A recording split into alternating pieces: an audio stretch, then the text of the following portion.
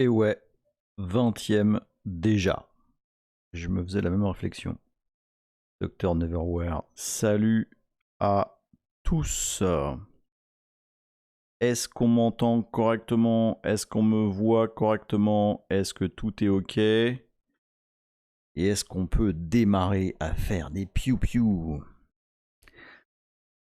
Top. Super, merci à tous. Salut Yastromo, salut Sonic Boom, salut Docteur Neverwhere, Arpenteur, Bégalane, je suis pas sûr de t'avoir déjà vu ici. Ou Bégalin, je l'ai fait en mode anglais, mais c'est peut-être pas ça du tout. En tout cas, bienvenue parmi nous. Hardware Adresse, René, Olive, Boulon. Ouais, chemise pour la 20e. Ouais, vous avez vu? Non, en fait, vous savez pourquoi? Vous savez pourquoi j'ai mis une chemise? Je remets le. Ah bah attends, je vais le faire direct sur le browser. Comme ça je fais les grids direct. Alors attends, est-ce que je l'ai ici? Non, je l'ai pas ici. Alors, attends, je vais le faire là. Boom. Firefox. Évidemment, ça ne fonctionne pas. C'est un petit peu fatigant Firefox avec OBS, je vous avoue. Ça foire régulièrement. Alors attends. Alors, ça spoil un petit peu, mais 2 secondes. Hop, vous n'avez rien vu. Hop, voilà. Donc, pourquoi ah mais attends, la caméra de la cam elle est toute pourrie. Alors 2 secondes. Hop. Voilà. De là à dire que j'ai mal préparé, il n'y a qu'un pas. Donc ouais, c'est ça. L'image d'intro, la mire. Donc comme d'hab, hein, ça vient d'une splash. Et c'est monsieur Boris Stefanik qui a fait ça. Et c'est un videur en fait. Si vous avez capté, l'image de la mire, bah du coup, Léa, tu l'as pas vu, je vais le remettre. Hop. Attends, j'attends que ça s'affiche, voilà. Donc l'image de la mire, c'est ça. Et c'est en fait... non mais je connais le videur. Je connais le videur, donc je peux rentrer. Hein. Moi, je me suis mis en chemise. Non, en vrai, c'est pas chemise. En vrai, c'est une chemisette. Parce que bah, ce soir, va falloir montrer patte blanche. Ce soir, bah, y a un videur. Et notre challenge, c'est de passer le videur. Voilà. Qu'est-ce qui se passe? Waouh, cool set R4N3, subscribe, mais ça y est, ça démarre direct. Ça c'est l'effet chemise. Merci beaucoup. Alors, comment on prononce ton nick? Que cool set R4N3, moi je dirais ça serait cool 7 Rain, un truc comme ça. Bon, en tout cas, merci beaucoup pour ça. Putain, 5 mois en plus. Ah la vache. Ah ouais, la pression quoi. Le mec il se subscribe pour 5 mois. Ça y est, c'est bon. 5 mois, faut que je parle à ma femme. 5 mois. Cool train. Ah mais oui, un 7, mais putain, bien sûr. Ça c'est parce que je vieillis ça. J'arrive plus à lire le lead speak comme ça direct. Mais oui, cool train, évidemment. Le 7 c'est un T. Un jour on fera un épisode sur le lead speak. Ça se trouve vous savez pas tous ce que c'est que le lead speak. C'est important le lead speak. Tous vos passwords devraient être en lead speak. Non, c'est pas vrai. C'est pas vrai. Un bon petit café.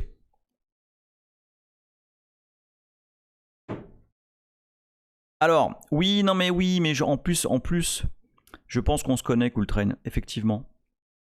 C'est pas vrai, je suis pas vieux du tout. Je viens juste de démarrer tout ça. Alors, c'est plus précisément, c'est pas les cerises, c'est. Attends, je montre, hop. Ouais, un jour, il faudra que je mette la caméra en filtre machin pour voir les. Donc, c'est pas chez Ibiza. Ils savent pas, je suis très très fan d'Ibiza. Ça fait 2 ans que je peux pas y aller, je suis très triste. Enculé de Covid. Donc voilà. Alors, ce soir. Non, ouais, je peux pas montrer la couleur du café parce que ça, tu vois, ça marche pas. J'en ai pas mis beaucoup. Du coup, on voit pas. Non, non, mais moi je suis pas vieux du tout. Hein. Ça c'est de la teinture que je mets blanche pour faire stylé. Un pote qui m'a montré ça. Pour emballer en soirée, c'est un truc de ouf. Ah ouais, c'est ça. Ouais, en fait, alors, je me suis rendu compte que la plupart des gens qui font des lives, des vidéos, des machins, et qui mettent sur Facebook, pas du tout sur YouTube. Sur Facebook, tu peux pas faire ce genre de truc. Ils disent au début de se subscribe à leur chaîne et tout. Donc je vais faire pareil. Non, mais, je vais vous donner les chiffres. Parce que j'ai été regarder les chiffres tout à l'heure. Comme ça, je sais. Alors, donc là je parle de YouTube. Hein. Donc sur YouTube, j'en suis à 490 subscribers. Et il m'en faut 1000. Et j'en suis. Alors c'est assez ouf leur truc parce que je suis à 490 subscribers, il en faut 1000. Et je suis à 1900 public watch hours et il en faut 4000. Donc c'est assez dingue parce que je suis à la moitié des deux. Donc c'est hyper synchro, mais il manque la moitié. Voilà, pour pouvoir commencer à monétiser les vidéos que je fais sur YouTube, il me manque la moitié de ce qu'on a fait. Donc ça tombe bien, j'ai fait 20 épisodes. Donc c'est bon, j'en ai encore pour 3 mois avant de pouvoir aller m'acheter un hamburger. Hein.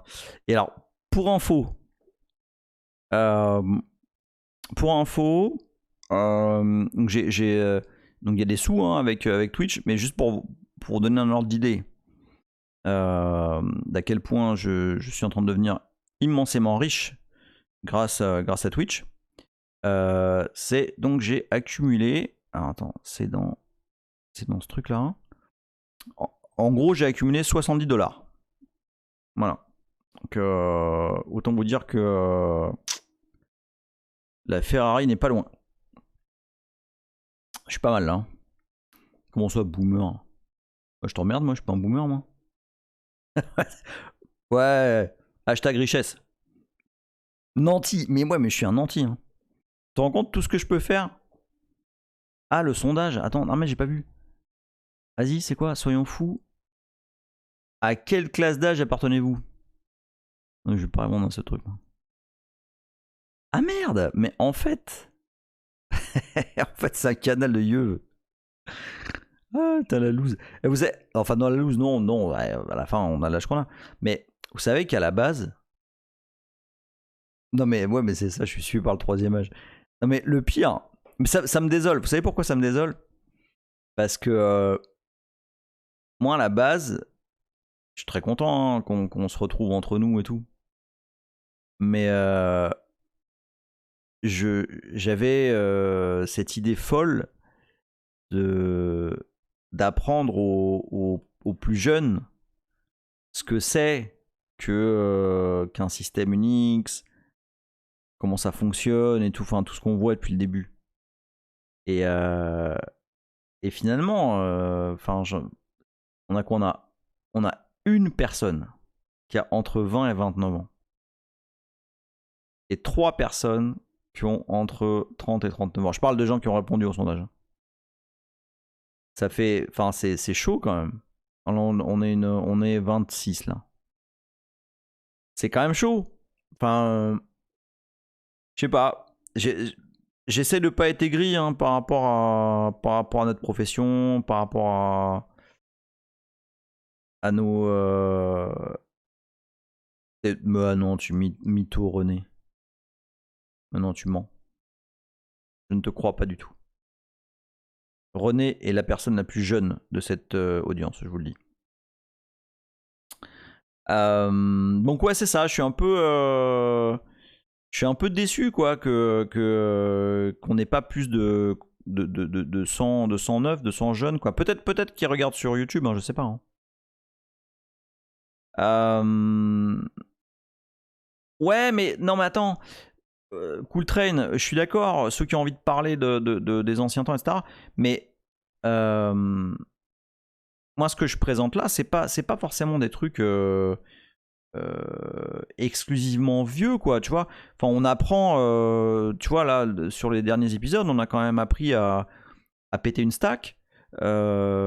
Certes, on a appris à le faire sur les anciens systèmes. Alors déjà, premièrement, c'est applicable sur des architectures et des systèmes qui sont parfois encore vivants. Hein. Je vous invite à rien faire de méchant, évidemment, mais ces techniques sont encore utilisables.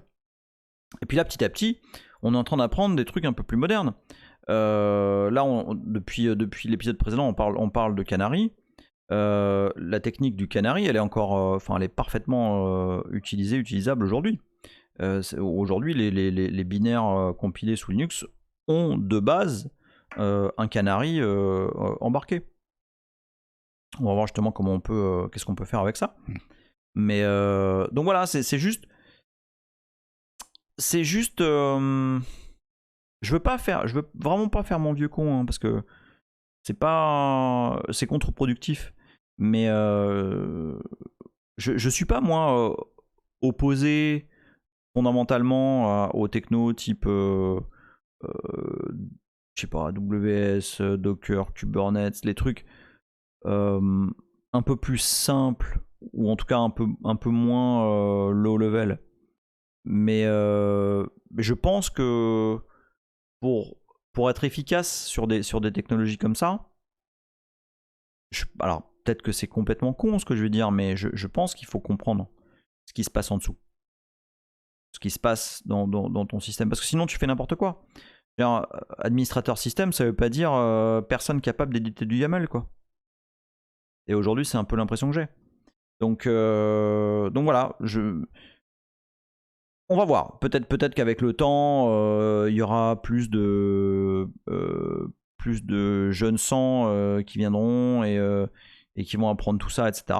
En tout cas, de toute façon, c'est dispo, hein, c'est sur YouTube. Hein, quiconque commence à s'intéresser à ces trucs-là, ben écoute, j'espère que ça les aide un petit peu.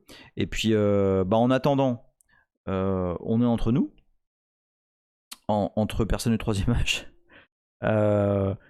Où voilà, ça nous permet de réviser des trucs, d'en apprendre des nouveaux. Moi, là, il y a des trucs que je savais pas, hein, que j'ai appris, puis que je vais vous balancer. Et bon, on avance, et puis on verra où on va. Un peu de café. Alors, vous avez dit des trucs là. Ouais, bah justement, Arpenteur, c'est compliqué d'avoir des ressources sans bouffer des bouquins de 500 pages. C'est un peu l'idée de ce canal, quoi. C'est justement d'aller rapidement, rapidement, ça dépend des numéros là, de comprendre des trucs un peu compliqués, simplement en regardant une vidéo YouTube, quoi. Alors, on y va. Sonic Boom, non. Boulon. Est-ce que les symboles d'un elfe permettent de l'identifier? Permettent d'identifier quoi? Un canari? Non. Tiens, je vais passer en big terme.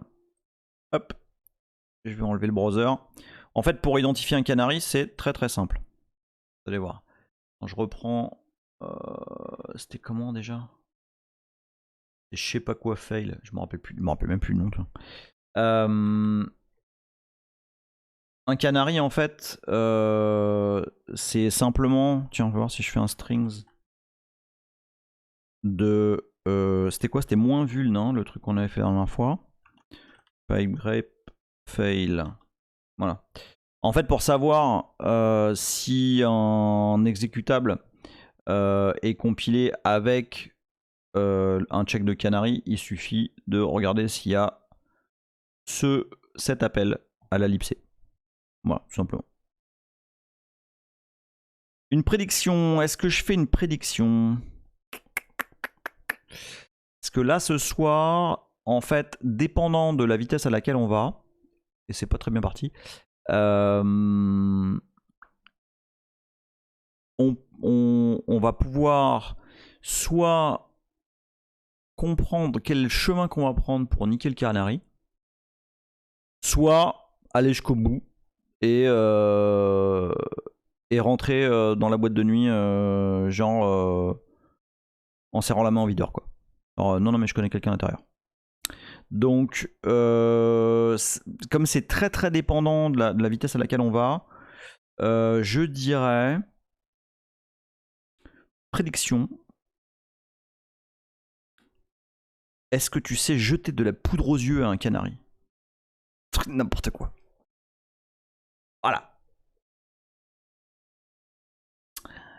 Alors attends, Boulon. Est-ce que d'identifier un elfe d'un autre? Ah bah oui, bien sûr. Bien sûr, bien sûr. Bah en fait, juste Boulon, il y a la commande magique qu'on a utilisée plein de fois, qui s'appelle Ridelf, et il y a un flag de Ridelf parmi les autres qui va t'aider à comprendre. Eh non mais, non mais ça va. Non mais j'ai dit des trucs incompréhensibles là. Pour de vrai? Non mais je réponds à Boulon qui me dit ouais, est-ce qu'on peut identifier un elfe par rapport à un autre? Bah ouais, regarde, hop, Ridelf -h, boum boum, et voilà, tu vois, on a plein d'informations, hop, c'est du 32 bits, ça a été compilé de telle façon, voilà. Ok, donc avec Ridelf, il va simplement lire les Header Elf. Ah, prédiction, Emile finira-t-il son café sans boire d'eau? Non, alors c'est pas la peine, cette prédiction n'est pas utile, je vous le dis, j'ai extrêmement soif. En plus, je suis en chemise et tout, donc et le soir, il fait un peu chaud. Donc non, c'est pas la peine, c'est pas la peine. L'eau, c'est mort. Je vais en boire comme d'hab. Hein. Chaque fois, vous me voyez, j'envoie de l'eau parce que à la fin, je suis dans mon bureau, il fait un peu chaud. Donc, alors, Boulon me dit entre 2 exécutables compilés avec le même compilateur. Bah ouais, parce que enfin, je rappelle, hein, mais je vais pas passer trop de temps là-dessus, hein, parce qu'on a largement évoqué ces sujets-là. Le compilateur, en fait, son job dans la vie, c'est de traduire un truc dans un langage, en général du C, enfin dans ce qu'on fait en tout cas, produire un fichier O qui est déjà un fichier ELF, ok, et ensuite, on a un autre programme qui s'appelle le linker, qui va s'occuper de produire avec ces fichiers O un exécutable qui va avoir des dépendances, etc. Mais Ridelf va te permettre de voir la typologie, le format de ces fichiers ELF, justement, même si tu as utilisé le même compilateur, parce qu'après il y a plein de flags dans le compilateur. Ce qu'on a fait depuis le début, par exemple, c'est utiliser des flags qui sont pas très très jolis. Alors petit à petit, on en enlève de plus en plus. Hein. Par exemple, aujourd'hui, on n'utilise plus, quand je dis aujourd'hui, c'est nous, hein. Là, dans ce live, hein, on arrête d'utiliser nos stack protectors, c'est-à-dire que maintenant, on met de la protection sur la stack. Et justement, c'est ça qui fait apparaître un canari dans notre exécutable. Alors justement, je vais juste vous le montrer. Alors je vais vous montrer, premièrement, dans Firefox. Ouais, alors j'ai trouvé un super site. Ouais, j'ai trouvé un super site, je vous montre ça. Ouf. Ça s'appelle Akendo. Dans lequel ça cause exactement de ce qu'on est en train de faire. Et j'ai trouvé son petit schéma pour expliquer le canari extrêmement intuitif et intéressant. Alors je vais en même temps que je vous montre son petit schéma, je vous montre en même temps ce que ça donne sur notre exécutable, ce qu'on a fait la dernière fois. Donc je désassemble. C'était innocent la fonction. Voilà. Hop là, voilà. Et alors, si vous vous souvenez, on a cette instruction ici, un peu spéciale, qui va chercher une valeur dans un registre particulier qui s'appelle GS à l'offset 014, une valeur que le kernel a déposée. Donc on revient sur Firefox. Voilà. Le kernel, donc c'est ici que ça se passe, dans le header stackprotector.h. En fait, attends, tiens voilà, get random bytes, le kernel dépose une valeur random. Salut John Livingstone. Ah putain, c'est cool que tu aies pu venir. Dépose une valeur random dans ce registre à l'offset 14. Donc je montre, hop, voilà. Ici, là, ce truc-là, c'est le kernel qui a posé un truc random là-dedans. D'accord? Quel est l'objectif de cette valeur random? Je fais un espèce de petit overview hein, de la dernière fois. Attends, où est-ce qu'il est mon truc là? Là. Donc, l'objectif de cette valeur random, c'est de mettre ce qu'on appelle un canary juste avant le base pointer, de façon à ce que si jamais on essaye d'écraser, donc ceci est un Stack Overflow, si on essaye d'écraser toute la stack, et pour évidemment essayer de réécrire EIP, eh ben, le canary lui va être écrasé, et derrière, eh ben, l'exécution va foirer, parce que ici, on va tester si il y a toujours notre valeur qui était dans 0x14 machin sur la stack, et sinon, eh ben, on appelle stack check fail. D'accord? Est-ce que c'est assez clair ou est-ce que je détaille un peu plus? C'est l'épisode 19. Hein. Là, je viens de faire en 6 minutes l'épisode 19.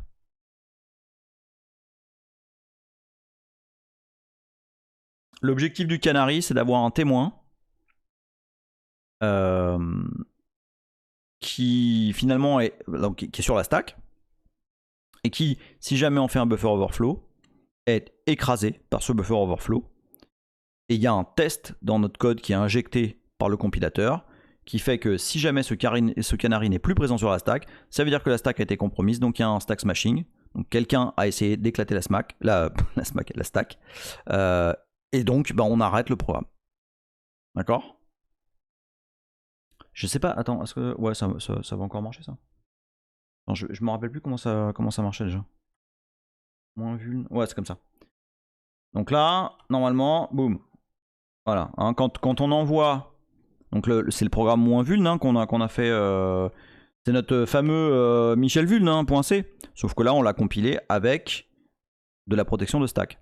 Et donc là, avec la protection de stack, ce qui se passe, c'est quand on vient éclater la stack, et du coup, on écrase le canary, eh ben, on a la fonction fail machin là, stack fail bidule, qui est appelée, et boum, terminated.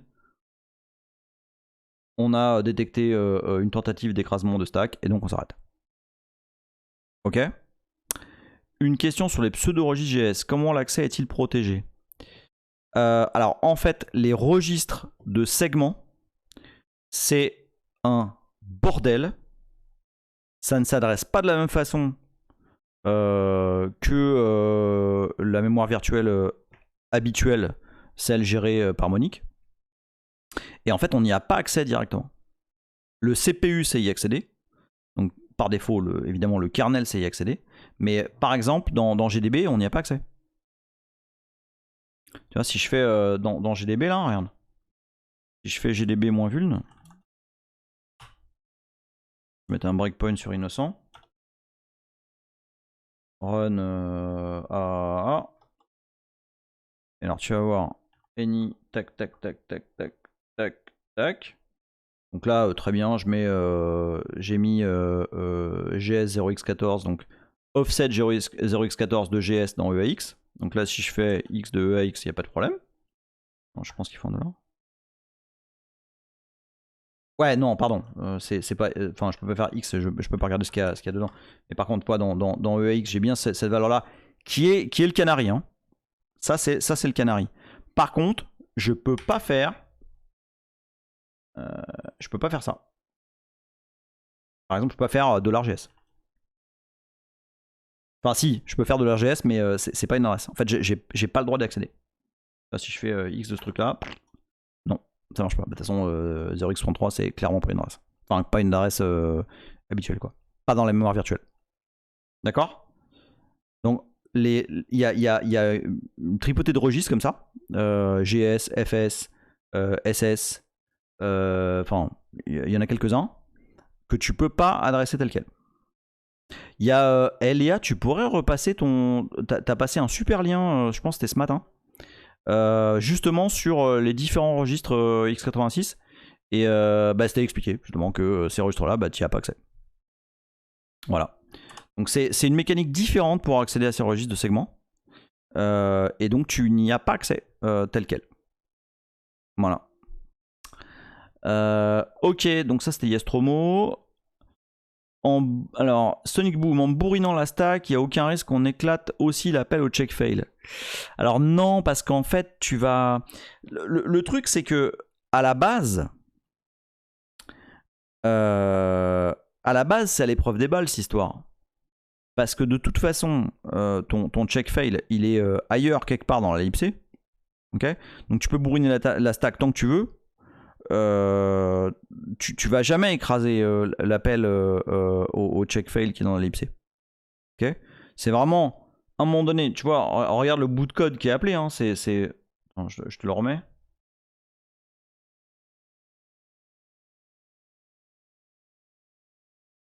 Run, bim. Donc on y va, pouf, pouf, pouf. Ah ouais, puis là c'était relou, j'avais ma boucle et tout, la merde. Ah ouais, c'est relou, attends. Ouais, non, bah attends, je vais pas repartir comme la dernière fois parce que j'ai passé 10 minutes la dernière fois à faire tourner ma boucle. Mais en gros, ah ouais, attends. Ou sinon je l'enlève. Non, on va pas perdre de temps avec ça. Tu vas pas pouvoir écraser la fonction check fail. Je me rappelle jamais de son nom exact. Enfin bref, tu vas jamais pouvoir l'écraser parce que de toute façon elle est dans une zone mémoire qui est en read-only. Ok, c'est la libc. Tu n'y as pas accès, donc tu ne peux pas l'écraser. D'accord. Pour les aspects de mapping mémoire de la libc qui est chargée par le linker dynamique, etc., je vous renvoie aux épisodes. Ça doit être épisode 17, 16, 17, par là. Ok. On est bon. Ok, donc tout le monde est ok sur le concept de Canary. On met un marqueur. Tiens, je remets le petit site web là, qui était bien fait. Donc voilà, lorsque tout se passe bien, qu'on est gentil, le Canary est là. On écrit notre valeur. Boum, boum, boum. On regarde 40. Tac. Et puis on finit avec un 0-0 parce qu'on est bien. Et l'exécution continue parce qu'il n'y a pas de problème. Et le Canary est toujours là. Quand on est des gros méchants et qu'on fait on écrase le canari, pauvre canari, puis cuit, au secours. Voilà, et exécution est stoppée parce que finalement le test va foirer parce que le canari est plus là. Et donc on se fait insulter par l'ellipse qui dit qu'est-ce que tu essaies de faire, espèce de gros vilain. Voilà. Et paf le canari, exactement. Ok. Alors malgré les bruitages, est-ce que on est tous en ligne sur le rôle et la vie et la mort du canari dans un code compilé avec un compilateur récent?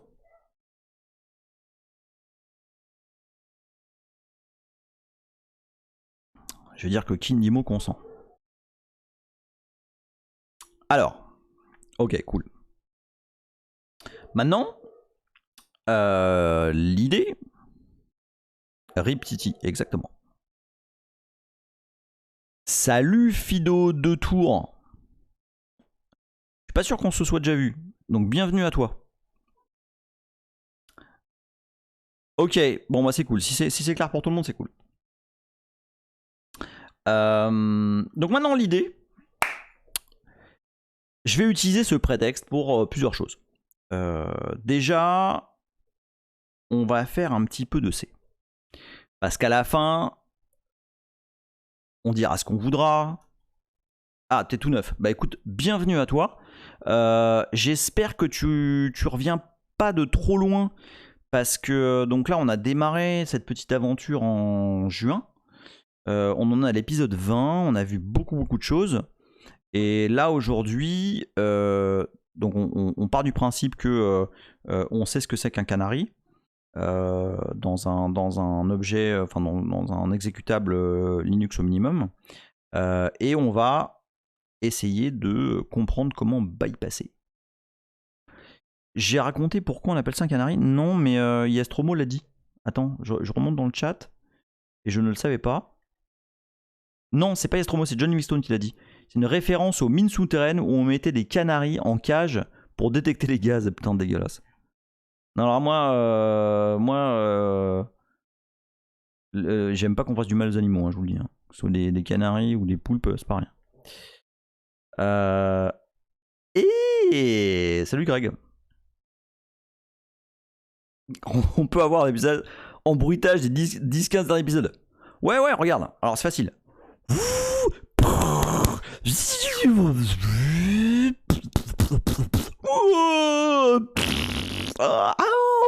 Voilà. En gros. Hein. J'ai fait court. Hein. J'ai fait très très court. Ok. Donc, qu'est-ce qu'on va faiser?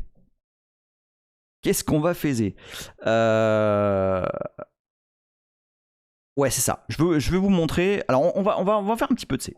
Ok? Parce que ça fait quand même pas mal d'épisodes que finalement on fait du C un peu comme ça, à la va-vite, sans vraiment expliquer les trucs et tout. Ouais, je fais hyper bien le chat, je sais. Mais on n'a jamais vraiment été dans la beauté du truc, tu vois. Parce que le C, c'est beau. Alors, je vais être plein de gens qui sont pas d'accord. Vous savez, souvent les gens qui vomissent sur le C. Alors je sais que le C a des problèmes inhérents de justement de test. Hein, ça fait pas tout pour toi et il faut faire attention à ce qu'on fait. Mais très souvent, les gens qui vomissent sur le C sont en fait des gens frustrés. Sont des gens qui n'ont jamais réussi à pisser une ligne de C, qui ne comprennent pas. Et du coup, ils trouvent ça nul. Puis ils préfèrent Python. Voilà. Alors, Olive, tu sais bien que mon cœur appartient au C. Et donc, effectivement, le C, c'est la vie. Lorsque on aura écrit un système d'exploitation décemment véloce dans un langage de script, faudra m'appeler. Et je serai tout oui.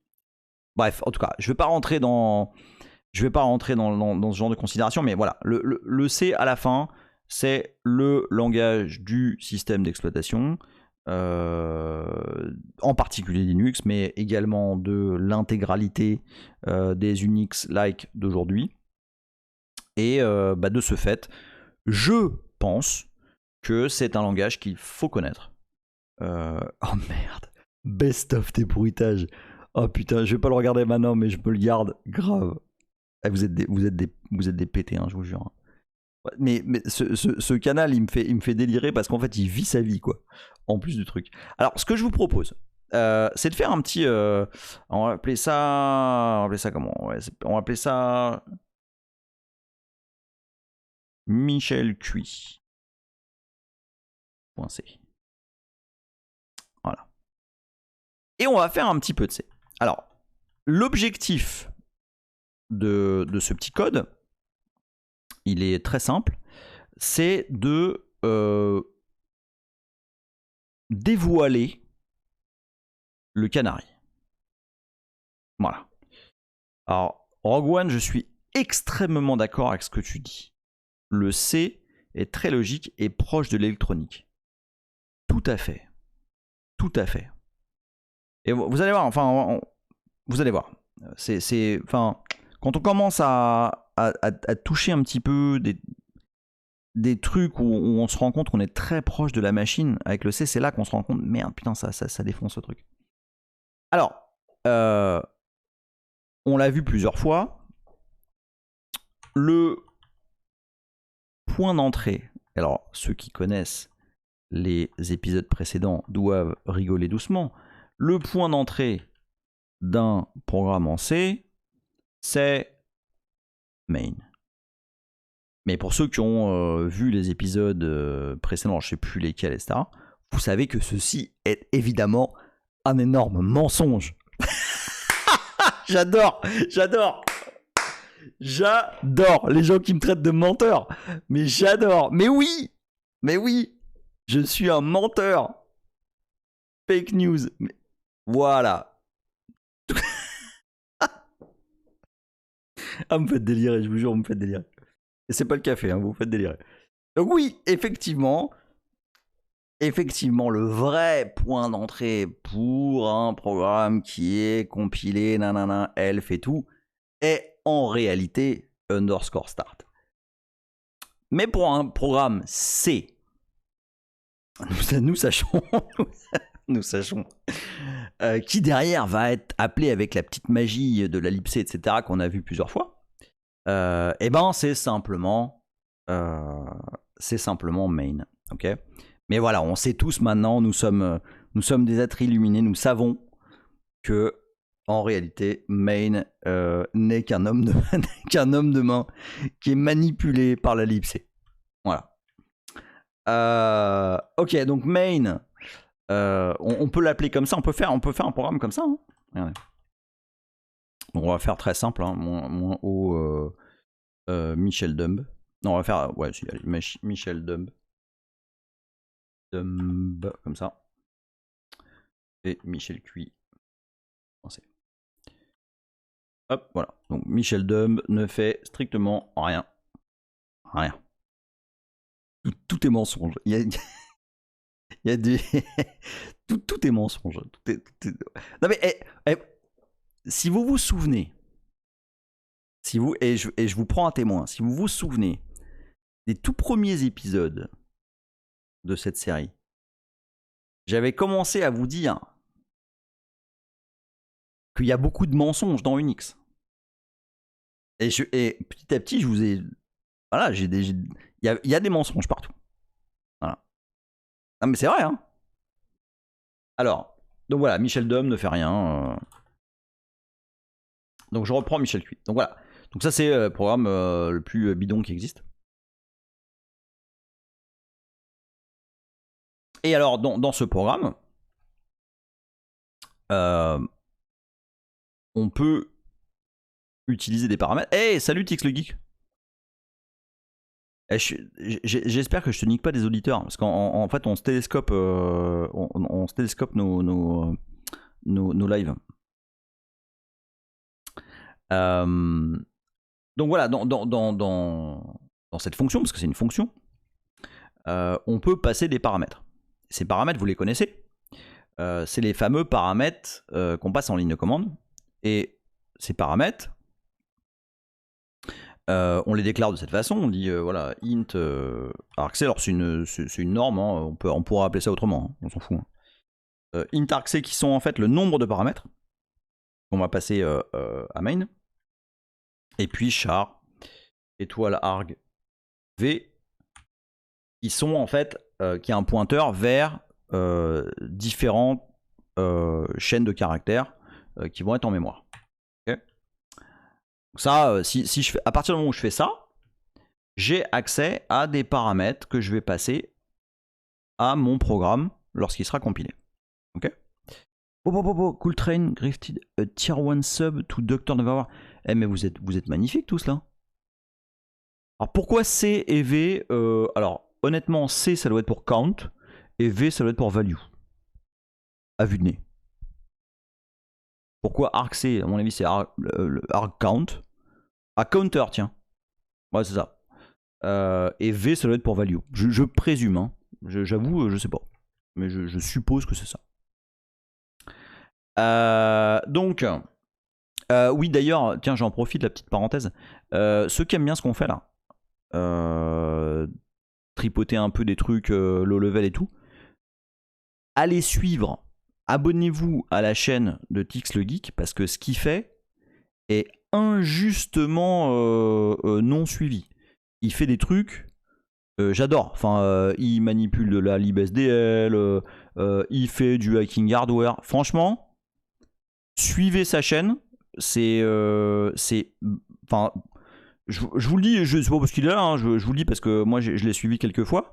C'est sérieusement une très très bonne chaîne low level. Voilà. Juste pour que vous le sachiez. Et au demeurant, c'est quelqu'un qui a l'air, ma foi, tout à fait sympathique. Alors, donc voilà. Donc, Voilà comment on passe des paramètres à la fonction main d'un programme en C. Donc oui, je vous confirme qu'on n'aura pas du tout le temps de faire, le bypass, c'est pas grave, on fera ça en 2 épisodes. Fluide de sub, mais qu'est-ce qui se passe? Mais CoolTrade, mais t'es magnifique, mais qu'est-ce qui... Mais comment? Alors toi t'arrives et là, bim, ça y est. Waouh. Waouh. Bah, merci pour tous, CoolTrain. Merci pour tous. Puis là, par exemple, tiens, on va faire un petit truc, là, on va déborder un peu. Mais on va faire une petite boucle. Hein, vous savez. Si tout le monde est déjà super à l'aise avec ce que je suis en train de dire, vous me le dites et on arrête et on passe au step suivant. Hein. Là, c'est juste pour faire un petit peu de C pour ceux qui sont pas up to speed comme on dit. Et pour à l'aise.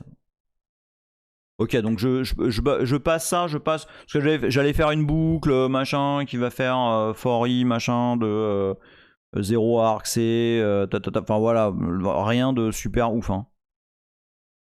Ok. Mais sérieusement, hein, s'il y en a qui ont envie que je rentre un petit peu dans le détail et tout, vous me le dites. Ok. Ouais, algo basique, vraiment. Ok, level up. Allez, on y va, level up. Ok. Alors, l'idée de ce petit code, c'est que, bah, fatalement, je veux regarder ce qui se passe dans ce fameux canary. Donc, l'objectif de tout ça, c'est d'essayer de comprendre comment on peut abuser le canary. D'accord? Pour ça, on va se faire une petite fonction. Regardez sous les plumes, exactement. Sous les plumes des filles. On va se faire une petite fonction QI. Et cette fonction QI, alors je vais peut-être vous apprendre un truc, mais je pense que j'en ai déjà parlé une fois. Elle va implicitement retourner une valeur. Ouh là là, qu'est-ce que tu es en train de faire? Qu'est-ce que tu fais? Arrête tout de suite! Je suis en train d'écrire de l'assembleur dans du C, ça c'est vraiment... C'est pas joli, hein? Mais en fait, c'est tout à fait legit. On a absolument le droit d'écrire de l'assembleur dans du C. Okay. Et on fait ça comme ça. C'est tout à fait normalisé. On a absolument le droit de faire ça. D'accord? Alors vous allez voir, on va faire des trucs rigolos là. Donc j'ai le droit de faire de l'assembleur. Alors moi, je sais pas si c'est bien ou pas bien. Mais voilà, j'ai eu l'habitude d'écrire de l'assembleur Intel. Donc par exemple, je vais faire un move. Donc c'est une copie, hein, grosso modo. Dans EAX, le registre EAX. De quoi? Eh ben, de notre fameux registre mystère, là, GS à l'offset 0x14. Et je copie ça là-dedans. D'accord? Tout le monde est OK avec cette ligne d'assembleur, là? Je vous remontre.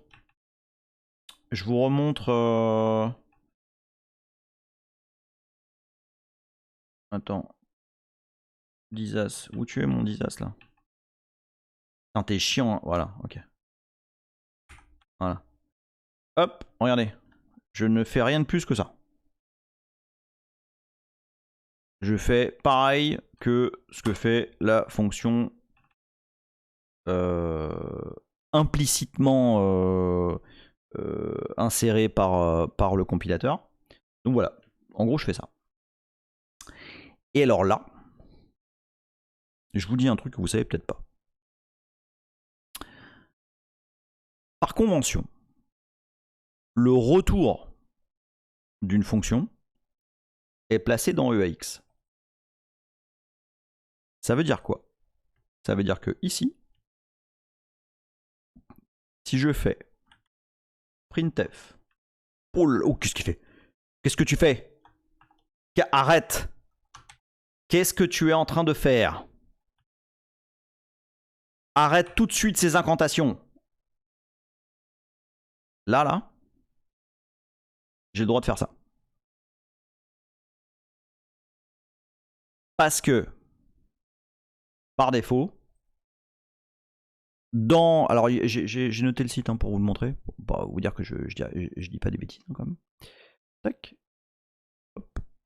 Donc c'est dans Wikipédia. Hop, Firefox. Voilà. Calling convention, blablabla. Et alors là, je vais vous dire un truc. Je vous le montre pas de suite. Je vais vous le dire. Ça me fait mal. Vous allez voir. Je lis. Ça me fait un peu mal. Nia nia nia, de CDCL, ces déclarations, nia nia nia, convention, qui a ses origines dans le compilateur Microsoft pour le langage C.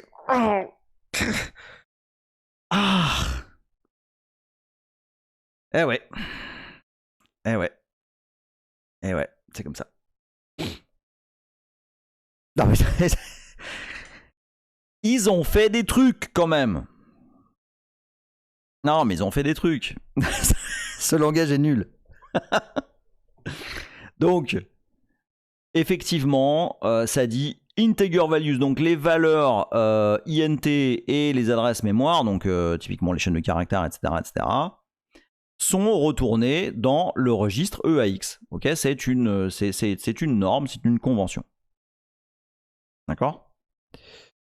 Non, mais alors attends, ça date, Yestromo, ça date de, je sais pas quand, hein, ça date, je sais pas de quand ça date d'ailleurs, mais ça doit dater des années 70 quoi. 70-80 quoi. Bref, j'enlève cette image parce qu'elle me fait un peu mal. Donc, tout ça pour dire que, en fait, cette fonction, j'ai pas besoin de explicitement mettre un return parce que dans EAX, je vais avoir la valeur de GS 0x14 et comme ça va être dans EAX, eh ben, ça va être une valeur de retour et je vais la récupérer ici. Est-ce que ce que je dis est vrai?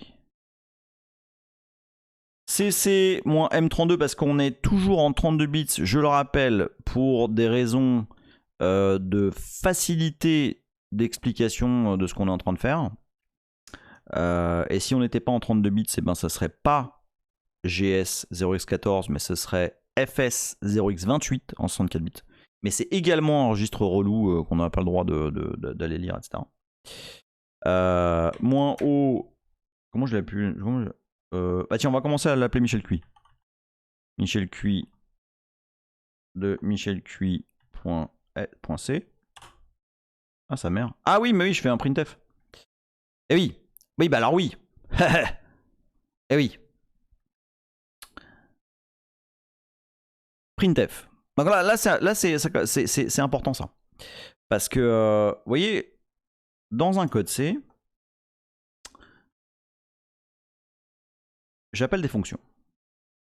Mais depuis l'épisode, putain, je sais plus là, 17-18, vous savez que ces fonctions, elles sont présentes dans des librairies dynamiques qui sont chargées dynamiquement par les exécutables grâce au format ELF, etc. Mais à un moment donné, il faut que on donne au compilateur ce qu'on appelle le prototype de ces fonctions. C'est-à-dire comment on doit les utiliser. D'accord? Et ces prototypes de fonctions, ils existent dans des fichiers qu'on appelle des fichiers include. Et en l'occurrence, printf et plein d'autres fonctions qui ont trait aux input-output sont dans un include qui s'appelle stdio.h. Et effectivement, ces headers, salut French Raf, sont gérés par le préprocesseur, c'est-à-dire avant la compilation. En gros, hein, ça là, ça va être remplacé littéralement par le préprocesseur qui va mettre toutes les définitions qu'il connaît. D'accord? Et là maintenant, si je build Michel Cui, normalement, qu'est-ce que... Ah oui, mais oui. Alors ça, typiquement, c'est rien de grave, mais c'est juste que j'ai pas dit que je voulais l'assembleur Intel. Je crois que c'est MASM. Voilà. Et là, à part ma petite bêtise là de printf que j'avais pas mis l'include et que j'avais pas dit que je voulais de l'assembleur Intel, parce que je vous rappelle ce que je vous dis tout à l'heure, hein, Michel Cui. Ici là, c'est de la syntaxe assembleur Intel. Si j'avais voulu faire de l'assembleur AT&T, j'aurais fait move GS machin, ouais, %GS machin dans %EAX. Ok, c'est dans l'autre sens. D'accord? Et alors là, si je fais Michel Cui, qu'est-ce qui se passe? Qu'est-ce que je vois? Là, ça sec fault. Je relance Michel Cui. Oh oh! Je relance Michel Cui. Oh oh! Mais qu'est-ce donc que cette magie? Eh ben, c'est du random. Bon, en tout cas, aussi random que le kernel peut faire du random. D'accord? Oui, Sonic Boom, parce que depuis le debugger, je n'ai pas accès à l'adresse. Ok? Là, ici, quand je lance Michel Cui, en fait, le processus tourne, le processeur sait aller interroger GS 0x14. Il sait aller au registre GS à l'offset 14. D'accord? GDB, si j'essaie d'accéder à l'adresse en question, il ne sait pas le faire. D'accord? C'est vraiment c'est le CPU qui sait aller à ce segment. Enfin, en l'occurrence, le kernel. D'accord? Oui, parce que c'est le process courant, absolument. Donc, nous avons un processus, Michel Cui, un programme, qui sort du random. Est-ce que vous remarquez pas un truc dans tout ce random là? Dites-moi s'il n'y a pas un truc bizarre quand même. Il n'y a pas un truc, une sorte de pattern là. Le CPU est une balance, ouais, c'est ça. Il n'y a pas un truc qui vous choque là? Ces valeurs sont random, hein. Sont toutes random.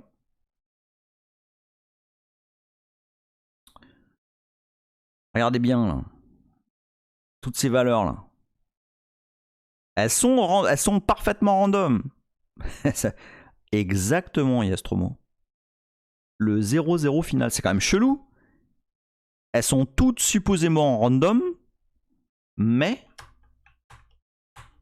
elles finissent toutes par 0. À votre avis, pourquoi? Pourquoi est-ce que toutes les adresses random de Canary finissent par 0? Ça aurait pu être une histoire d'alignement, mais ce n'est pas une histoire d'alignement. Non, est-ce que tu t'en fous? À la fin, c'est aligné. Genre, ça empêche, rien n'empêche le kernel. Attends, il y a VLMat qui dit. C'est VL ou VIM? C'est VLMat 314 qui dit c'est parce que c'est un type de Debian qui l'a codé. Non. Ah, joli Sonic Boom. Joli. T'y es presque. T'y es presque. Quel est l'objectif de ce canary? L'objectif de ce canary, c'est de niquer de potentiels attaquants. Or, Quelles sont les fonctions les plus classiquement utilisées? Voilà, arpenteur. Quel est... Et voilà Léa, t'as tout compris. Quel est l'objectif de ce canary? C'est de niquer de potentiels attaquants. Et comment tu niques de façon assez massive, parce que c'est généralement tu utilises des fonctions de manipulation de string, comment tu bloques vous vous rappelez quand on a écrit les shellcodes, un des challenges c'était d'éviter d'avoir des 0,0 dans notre shellcode, justement pour que le string ne se finisse pas. Et ben là c'est absolument volontaire. Le canary, là c'est du Little Indian, donc ça va, enfin non, là c'est du Big Indian qui va être traduit en Little Indian, et ça, en fait, ça va être placé au début. Donc tu vas avoir \00 et du coup, si tu essayes, en tout cas on verra qu'il y a d'autres méthodes, mais a priori, une fonction de manipulation de string, elle va s'arrêter au \0. Ok, donc tu pourras potentiellement pas mettre du buffer overflow derrière ça. D'accord? En tout cas, on pense. D'accord? C'est clair ça? Ce 0,0, en fait, il a une utilité. On est bon? On continue?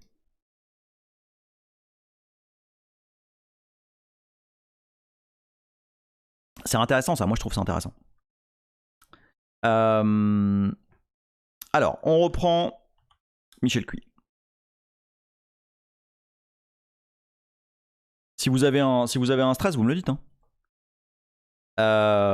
Ok, donc maintenant, on a réussi, on récupère notre canary, c'est bien. Vous imaginez bien que pour péter un code qui régénère son canary à chaque fois, c'est une galère quoi. Là, typiquement, si je voulais faire un buffer, bon là j'ai rien à faire comme buffer overflow là, mais si je voulais faire un buffer overflow là-dessus, c'est quoi? Il faut que je fasse un truc qui tourne non-stop pendant des millions de boucles. Alors en l'occurrence, pas tant que ça. Hein? Regardez. En fait, je n'ai que ceci de random. Ça veut dire quoi? C'est-à-dire que potentiellement, j'ai pas tant de randomness que ça. Et qu'avec une machine récente, voilà, brute forcée, un canary, 32 bits. Attention, hein, je rappelle, ce code-là est compilé en 32 bits. Donc, brute forcée, un canary de 32 bits, c'est pas si ouf que ça. Ok, parce que de toute façon, on a déjà les deux derniers bytes. Donc,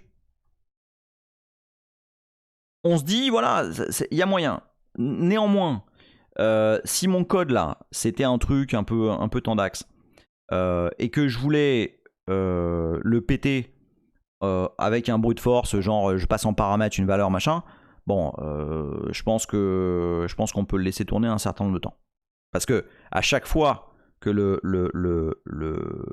programme va se lancer, le canary va être régénéré. Ok, ça va faire ça.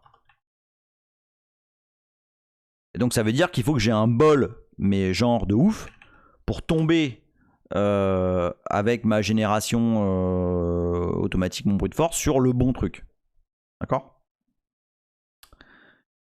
Alors, VLMat, pourquoi je veux le récupérer et pourquoi le brute forcé? Parce que, en fait, là je suis en train de faire je fais un proof of concept. Je fais un petit code là où je récupère mon canary. Mais en vrai, ce que tu veux, toi, c'est brute forcer un truc qui existe, un truc qui tourne, un service en fait. Le service, il va pas le donner son canary. D'accord? Mais justement, alors, si le service il donne pas son canary, comment tu peux te démerder? Alors, c'est là où ça va commencer à devenir sympa. Vous allez voir. Parce que là, donc, vous comprenez la difficulté là, c'est que mon programme, à chaque fois qu'il se lance, le canary est régénéré. C'est une galère. Okay, c'est pratiquement impossible. Enfin, c'est possible, mais je sais pas combien d'années il va falloir faire tourner ton truc pour finalement réussir à deviner le canari, quoi. D'accord? Mais d'un coup, je vais vous montrer un truc. Alors, avant d'aller un petit peu plus loin, ouais, il est quand même relou, hein, ce canari. Hein. Avant d'aller plus loin, on va introduire un concept que vous connaissez certainement. Alors, soit vous êtes tous à l'aise avec et on va assez vite, soit je passe un petit peu de temps dessus et je vous montre comment ça marche. C'est le concept de fork. Ok? Donc fork, qu'est-ce que ça fait? On va faire un petit truc. On va faire une petite, on va faire un petit bout de code. On va dire if speed de fork est inférieur à 0. Puis en même temps, je vais vous montrer quelques petites best practice quoi, de code. Ok. On va dire. Attends, puis j'arrive, hein, je vous explique un petit peu ce qui se passe. Hein. Donc on va dire exit. Alors j'ai vu plein de codes là pendant que je préparais cet épisode. J'ai vu plein de codes d'une dégueulasseté rare. Unix met en place des standards et des concepts, etc. Qui sont faits pour être utilisés. Et typiquement, exit, lorsque tu exites un programme, le code de retour, c'est pas fait pour les chiens. D'accord? Donc si tout le monde exit avec 0 quand ça fait de la merde, eh ben personne ne sait que ça a foiré. Donc il y a des codes d'exit qui sont standards. Par exemple, exit failure, qui permettent de savoir que ça a merdé. Et du coup, derrière, quand tu vas exécuter ton code et que tu vas faire un et ou un ou, eh ben, ça va être pris en compte, ce code de retour. D'accord? Non mais ça m'énerve parce que j'ai vu vraiment du caca, je vous jure. Donc, alors par contre, exit failure, je sais plus où il est. Je me demande s'il doit être dans stdlib, exit failure. Non. Exit failure. Failure. USR include. Oui, mais absolument du code de Gitan. Ouais, je suis tout à fait d'accord avec ça. Du code de Gitan. stdlib. Peut-être dans une std aussi. Non, c'est bien stdlib. Eh, du premier coup, hein. Quoi? Comment ça, balèque du code de lexicode? Ok, kickez-moi, boulon là. Non, je déconne. Je sais que tu plaisantes. Non, mais voilà, enfin, moi j'ai vu des trucs, enfin, moi ça me fait chier parce que derrière, si ça foire, eh ben je peux pas utiliser mon shell derrière pour vérifier la validité de ce que je suis en train d'exécuter. Mais c'est pareil, c'est la même chose que les API qui répondent du HTTP 200 avec une erreur. C'est exactement pareil. C'est la même méthode, c'est la même idée. Ça me fait penser à la personne, je sais plus quand là, sur le live qui me disait oui, mais moi je vois pas pourquoi c'est aux développeurs de s'assurer de la sécurité des trucs et que c'est bien codé.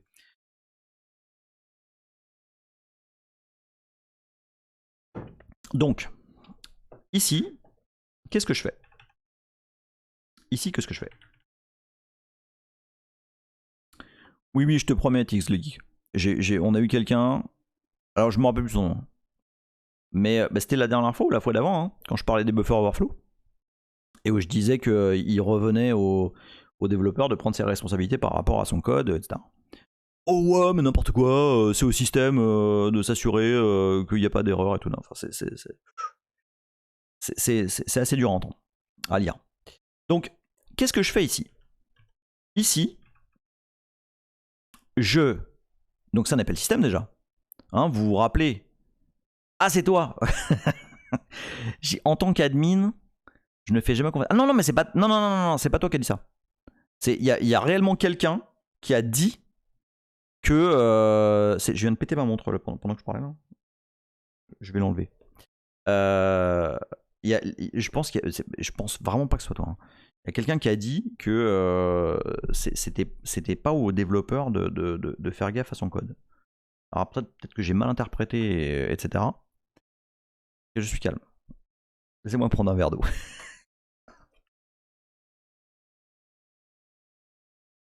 Tout va bien.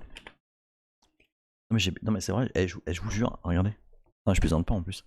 Je sais même pas ce que j'ai fait, regardez. Et pété quoi. En plus, elle est pas gratos, c'est une montre machin, Android bidule. Bon, je verrai ça plus tard. Bref. Donc qu'est-ce qu'on fait là? Attends, je suis sur mon code là, ouais. Ici, on duplique littéralement le processus. On le duplique. Et c'est ce que fait le kernel.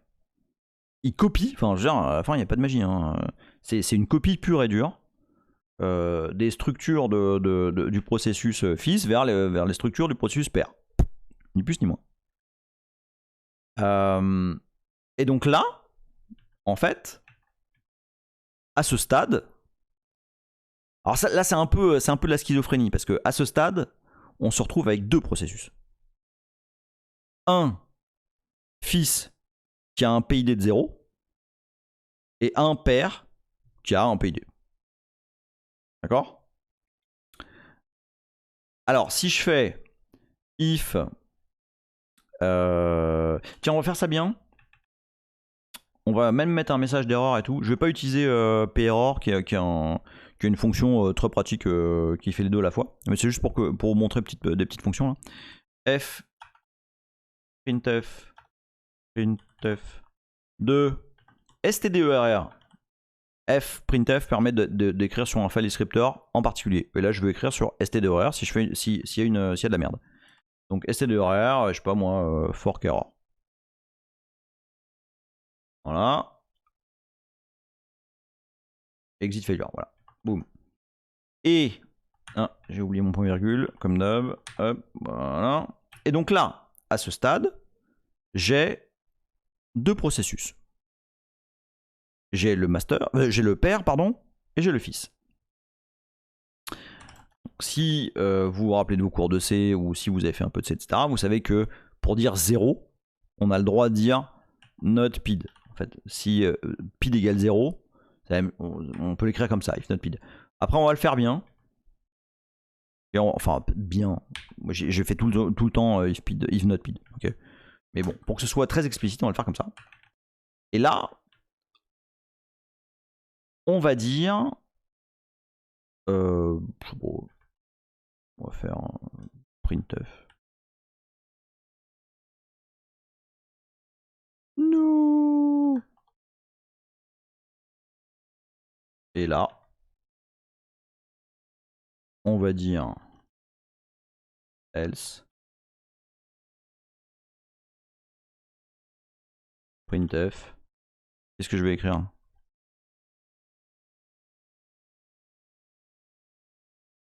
Je suis ton père.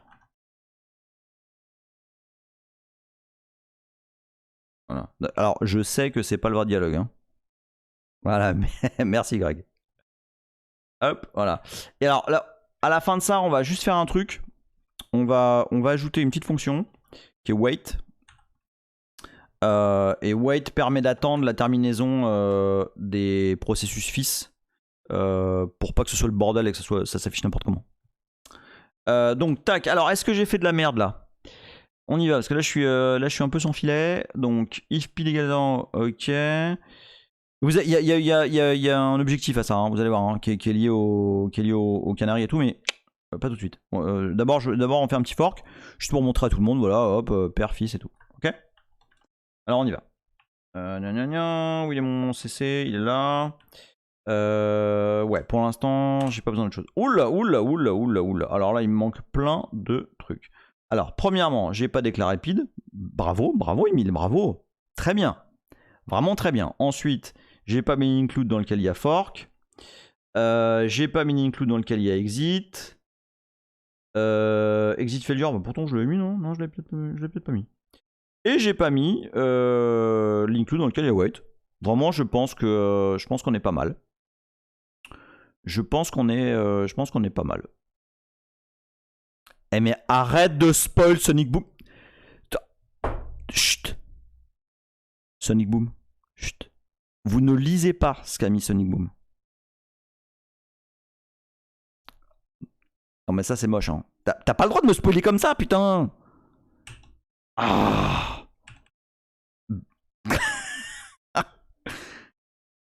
Alors. Non mais arrêtez là. Vous me niquez tout mon truc là. Putain. Non mais ouais, mais oui, mais je sais, non mais c'était obligé que je fasse de la merde. Non mais pas, ça, après c'est pour vous montrer aussi. Donc PID, alors ok, alors PID je l'ai pas déclaré. Bon, ok, allez, hop. PID c'est un int. Allez. Ensuite, 2 secondes. Qu'est-ce qui me manque? Il me manque fork. Fork, ça doit être dans... Ah bah tiens, il manque une STD et 6 types. Oh, 6 types, t'es sûr? Attends, bouge pas. On va y aller sans 6 types. On va juste faire une STD parce que je pense que c'est... Tiens, voilà. Man 2 exit. Exit, il est dans une STD aussi, bah alors. Ah non, STD lib. Ah bah oui, ah bah oui, ah bah oui, bah oui. Ah mais t'avais raison, t'avais raison. Oui, alors moi je suis pas... Je suis pas monsieur premier coup. Hein. Et wait, il en a quoi, wait? Ah, il est en 6 wait. Bah oui. Alors, comme quoi, moi ça fait quoi là? Ça fait. Je sais pas, ça fait 20 ans que je fais du C, un truc comme ça. Voilà. Ça fait 20 ans que je fais du C.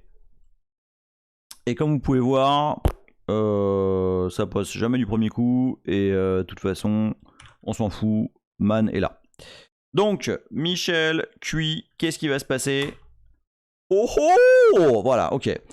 Alors bon, là, pas de grosse surprise pour tous ceux d'entre vous qui sont habitués au C. On va reprendre notre petit code, mais c'est pas ça que je vais vous montrer évidemment. Moi, ce que je veux vous montrer maintenant, donc voilà, on est ok sur fork exec, on a forké un fils, nanana, le PID du fils est 0, ça affiche un truc, et puis le père a un autre PID, il affiche autre chose. Ok. Rien de super tendax là. S'il y en a qui sont pas à l'aise avec ce que je viens de faire, vous me le dites. Hein. Là, j'y vais vraiment en mode accéléré là-dessus. Hein. Par contre,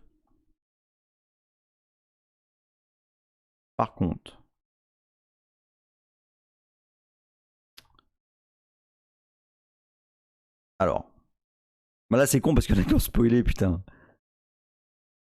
Par contre, je suis triste. Je suis triste. Regardez ce que je fais là.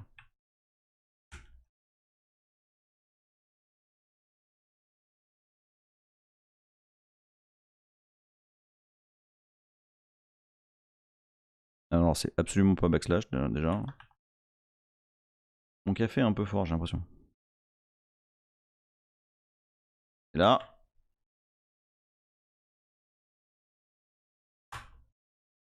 Alors. Quel est l'objectif de ma petite démo? Ici, je vais forker le processus, d'accord? Je vais forker Michel Cui, dont on va avoir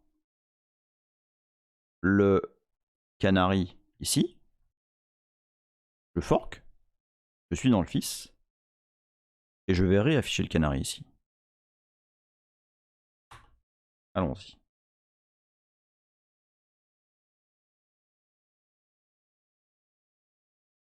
What the fuck?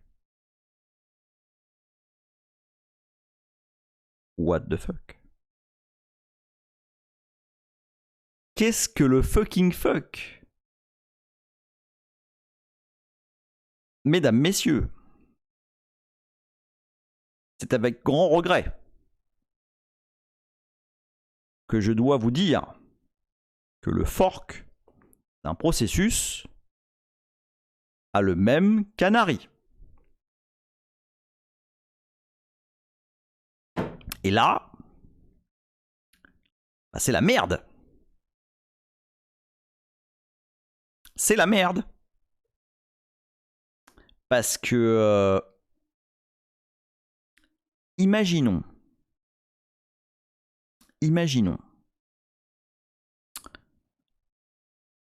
un code. Eh oui. Imaginons un code réseau, par exemple, un truc, un serveur qui fork. Hein? Qui lancerait un service, peu importe, machin, et on peut lui passer des paramètres. Imaginons que ce fork read. Là, vous avez un serveur TCP quelconque, et puis ce serveur TCP, il read.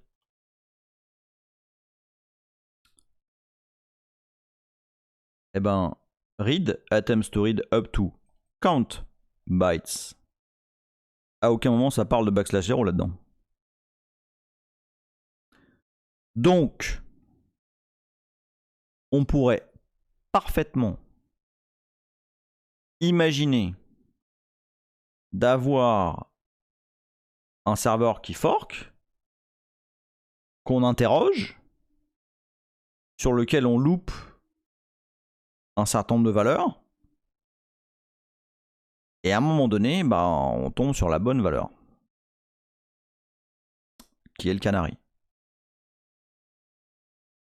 Et là, c'est la teuf.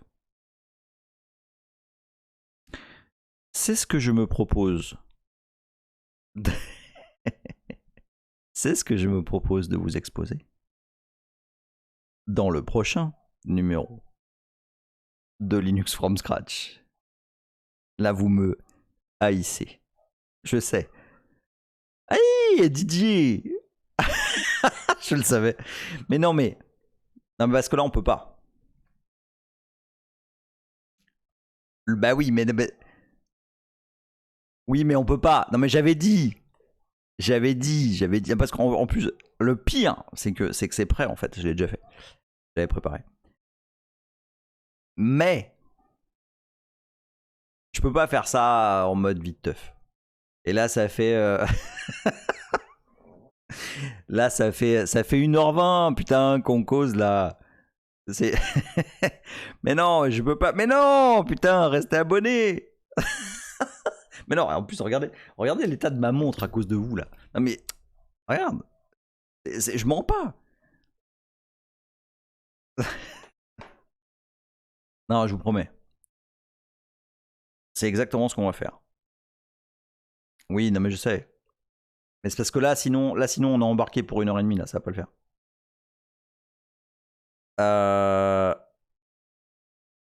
On va voir si je fais ça samedi, je sais pas. On va voir. Mais en tout cas, vous avez compris. Non, ce qui est important, au-delà de la blague, ce qui est important, c'est que le canary n'est pas régénéré au fork. Qu'est-ce qu'il faudrait en fait pour ne pas avoir ce problème? Olive qui dit je le sais pour le C#. Regardez, qu'est-ce qu'il faudrait en fait pour pas avoir ce problème en fait? Pour pas avoir ce problème, en fait, ici, au lieu de simplement forker, exactement, Léa, pour éviter d'avoir ce problème, il faudrait faire un execve. Parce que avec un execve, on aurait un programme tout à fait différent, qui écraserait en fait, hein, vous vous rappelez de ce qu'on a vu dans le kernel, hein, execve va complètement écraser toutes les valeurs du fork, et notamment le canary, on va avoir un nouveau canary, etc. Okay. Donc si ici, dans Pit0, au lieu de faire ce qu'on a à faire, eh ben on avait un execve du même programme d'ailleurs, eh ben du coup on n'aurait pas le même souci. Okay. Donc la leçon du soir, c'est si vous faites un serveur et que vous forquez, attention parce que vous vous exposez potentiellement à un écrasement de votre canary. Voilà.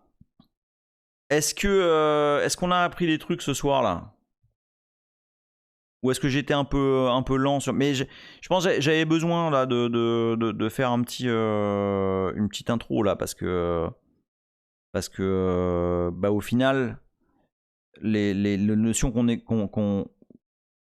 expose là, bah, on essaye de bypasser des systèmes de sécurité, mais il faut les comprendre, il faut vraiment comprendre comment c'est gaulé. Okay, puis en même temps je voulais faire un peu de C, c'est ce que j'avais dit sur Twitter. Donc la prochaine fois on va faire... C'était quoi Simple TCP? Bah, c'est le code qu'on va utiliser la prochaine fois, qui est un petit serveur TCP, mais qui est vulnérable. Voilà. Mesdames, messieurs, comme d'habitude, c'était un énorme plaisir de vous montrer des trucs. Si vous voyez cette vidéo sur YouTube, je vous remercie de cliquer sur du like, du share, du comment, du tout ça. Followez-moi, il me manque la moitié, à peu près, de subscribers. Ah mais attends, Tix le Geek, non mais... dis pas ça, dis pas que c'était ouf, parce qu'en vrai, il y a beaucoup plus de choses rigolotes qui arrivent. Tu vas voir, à la fin, le Canary... ben ça va pas bien se passer pour lui quoi. Donc voilà, rendez-vous au prochain numéro. Merci à tous, merci pour vos commentaires. Mais encore une fois, vous m'avez fait péter de rire, j'adore. Bonne soirée, bonne semaine, et on se retrouve... Ah tiens, prédiction. Ah ouais, yes, putain, prédiction réussie. Eh ben merci à vous. On se retrouve probablement samedi, mais c'est pas certain, donc laissez-moi checker comment j'organise ça, et je vous dis ce qu'on fait la prochaine fois sur Twitter. Merci à tous, bonne soirée, bisous et ciao.